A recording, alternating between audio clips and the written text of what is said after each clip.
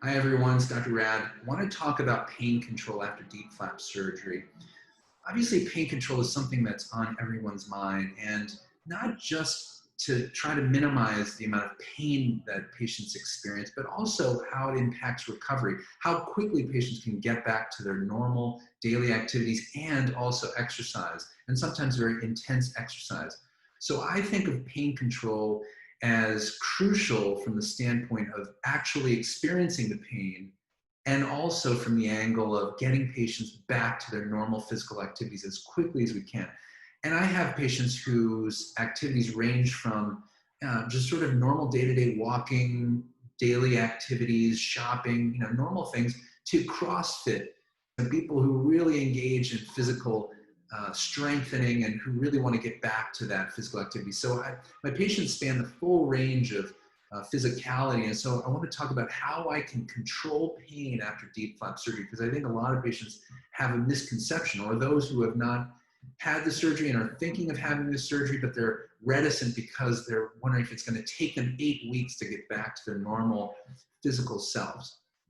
First of all, it doesn't take 8 weeks. It takes, on average, for my patients about 10 to 12 to maybe 14 days to be feeling actually quite good and to be completely off of pain medicine. And in fact, most of my patients have tapered off the narcotic medicines, the strong pain medicines like oxycodone and Percocet, after just a few days in the hospital. I even have patients who walk out of the hospital after 3 nights in the hospital on no narcotic pain medicines, just on Tylenol. So how do we do that? Well, there are 3 main ways that I can control pain for my patients. Number 1 is by controlling the pain at the source. What I mean by that is, if you think of DIEP flap surgery, there are 2 sources of pain. One coming from the abdominal region, because by taking the tissue from the lower abdominal area, I have to go through the muscle fascia. The muscle fascia is the strong covering over the core abdominal muscles. And that's where the nerves travel that give sensation to the abdominal region. The other location where pain arises is obviously in the breast and chest area, right? So particularly in the peristernal, or just outside the midline sternum area, is where patients often experience some discomfort, because I have to take out a little piece of cartilage from the rib area to get access to the blood vessels. So oftentimes that's a common sight. Now, local control of pain in these regions is facilitated by an injected numbing medicine called Exparel. Exparel is bupivicaine. Bupivicaine is in the same class of medicines as Novocaine. So if you've been to the dentist and you've had Novocaine injected, you know what that numbing sensation is like. So it's in that class of the cane, C-A-I-N-E, which is the suffix of this class of medicines. Similar to lidocaine, but bupivicaine is a long-acting medicine. And Exparel specifically is bupivicaine that is suspended in a liposomal solution. So what does that mean? Liposomal means that it absorbs into fatty tissue, and it can last for 3 days, which is the amazing part of Exparel, because it can absorb into the fatty tissue. And it's like a slow release, an extended release kind of an effect.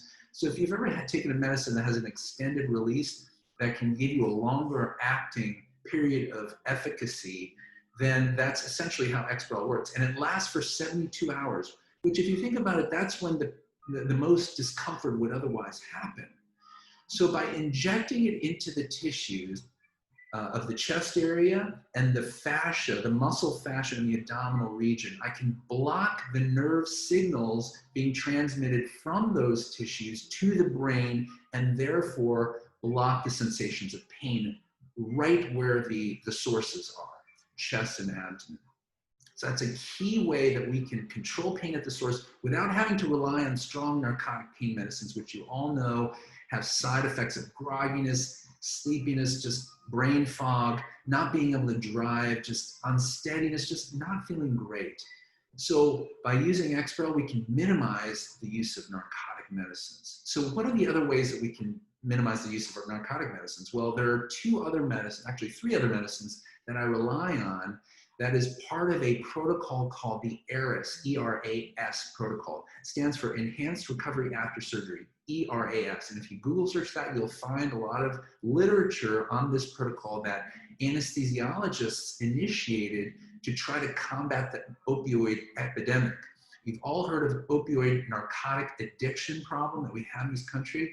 And so this ARIS protocol was designed to minimize patients' reliance on narcotic use and therefore get off of narcotic pain medicines faster. So what is the ARIS protocol? Well, it relies on 3 additional medications by mouth that we take by mouth. Number 1 is Tylenol, acetaminophen. You've all taken it for minor aches and pains, maybe for headaches, and it's actually really effective for surgical pain. So I use a dose of at least 650 milligrams 3 times a day, sometimes 4 times a day, depending on the patient's size. And by doing so, we can combat pain very effectively without narcotic side effects. Tylenol synergizes very well with NSAID drugs. NSAID drugs is the class of medicines that include ibuprofen, Motrin, Aleve, and Advil. By taking 3 doses a day of one of those medicines, whichever one works for you, then that synergizes in effect with Tylenol and lowers the amount of pain patients experience. The third medicine is gabapentin or Neurontin. It is not a narcotic medicine, although it is prescription strength. In other words, you need a prescription for it. What it does is it blocks nerve signals. It's actually very effective for nerve pain. What do I mean by nerve pain? Well, burning, pins and needles sensations, kind of electrical shock sensations. You know, sometimes patients feel little zingers that just sort of stop them in their tracks, and that's what gabapentin is good for. And the point is that those 3 medicines synergize together to reduce the amount of pain, the degree of pain the patients experience, and therefore they need much less narcotics.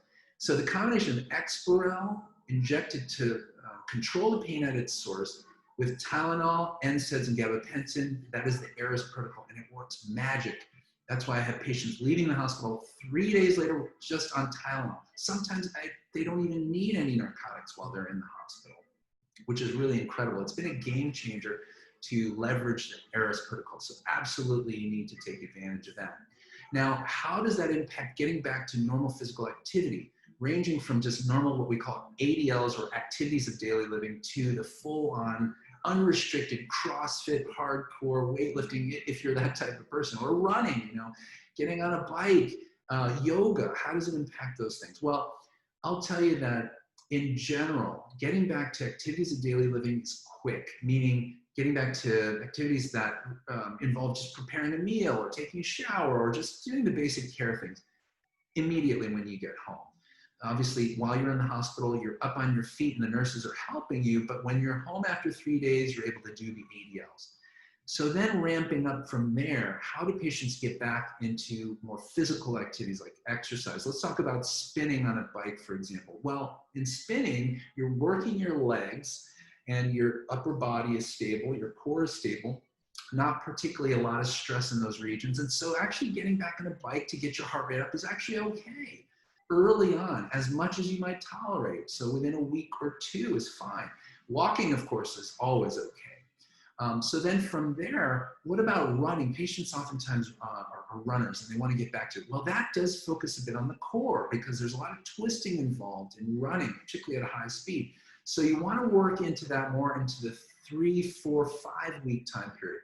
Now, how about weightlifting? Well, that's kind of the main restriction in the first 6 weeks because heavy duty weights puts a lot of strain on the core muscles, which can put strain on the incision closures, the fascial incisions. We want those to rest for about 4 to 6 weeks. So getting into weightlifting by focusing on small muscle groups is actually the most effective and an okay approach for the first 3 or 4 weeks, and then working into larger muscle groups like the thighs, the legs, the chest, and then doing deadlifts and squats and things that, you know, a handful of my patients do because they're really into fitness and exercise.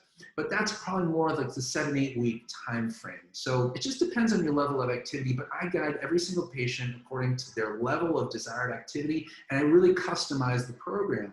But suffice to say, between the pain control that the ARIS protocol gives me with Exparel, injected numbing medicine to offset that pain, I can get patients back in action very quickly, which was also what makes DIEP flap surgery so satisfying for patients because they can have a lifelong result of their own tissue for reconstruction and they can get back quickly.